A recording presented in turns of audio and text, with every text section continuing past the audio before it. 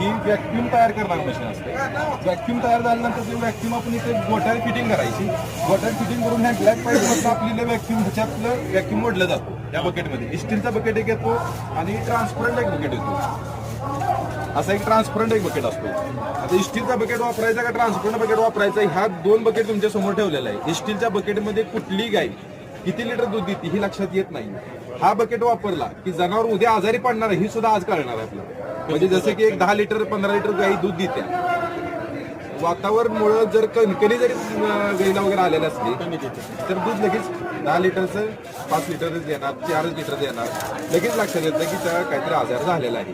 त्यामुळे ह्या बकेटचं आता प्रोत्साहन जास्त आहे. चालू करून एक डेमो दाखवतो. यांना इथं आलेलं आहे ती व्हॅक्यूम मशीन चालू केली त्यानंतर ही थानाला बसवण्यासाठी असते. आता गाई नाही म्हणून आपण अंगठा घालून आपण चेक करू. तर हातावर असं पलटी करायचं आहे, असं अंगठा घालून